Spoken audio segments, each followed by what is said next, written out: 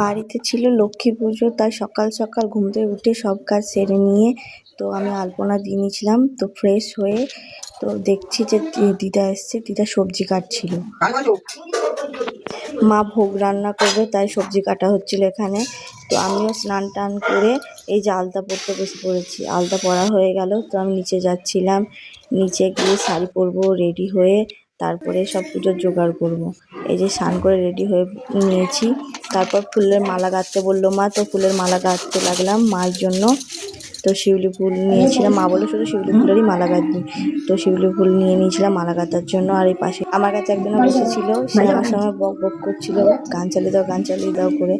তো গান চালিয়ে দিচ্ছিলাম না বলে ওই জন্য আমাকে বলছে ভালো লাগছে না, বাড়ি যাবো। তো আমি বললাম দাঁড়াও একটুখানি বসো, আমার মালাটা গাঁথা হয়ে যায়, তারপর গান চালিয়ে দিচ্ছি। তারপরে এই যে আমার মালা গাঁথা হয়ে গেল, কেমন হয়েছে জানি না।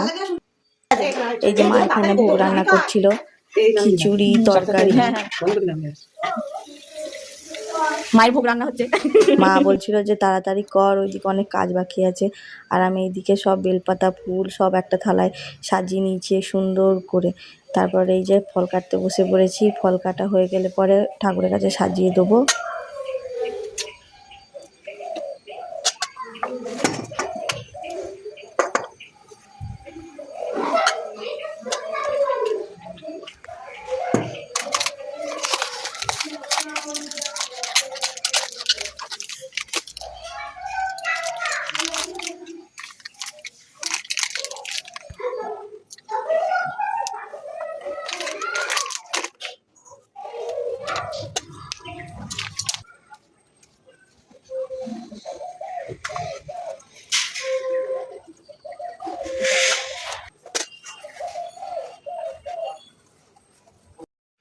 তো আমার ফল কাটা রেডি, সাজিয়ে নিয়েছি সুন্দর করে।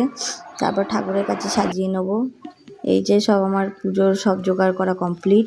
মানে আমি একা করিনি, মাও করেছে। মা আমাকে দেখিয়ে দিচ্ছিল যে এইভাবে এইভাবে কর। তো আমি সাজিয়ে নিলাম এইভাবেই। তো তারপর ঠাকুরমশাই চলে আসলো, উনি পুজোতে বসে পড়েছেন। তো আমরা যে বসে আছি এখানে অঞ্জলি দেওয়ার জন্য।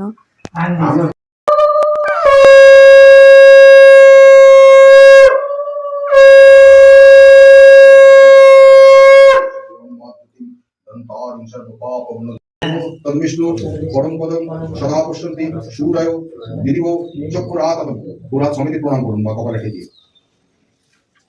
এবার বলুন নমো নমস্তে সর্বদেবানাং বরদাসী হরিপ্রিয়ে জগতিস্তৎ প্রপন্নানাং স্বামী ভুয়াত্তরণাৎ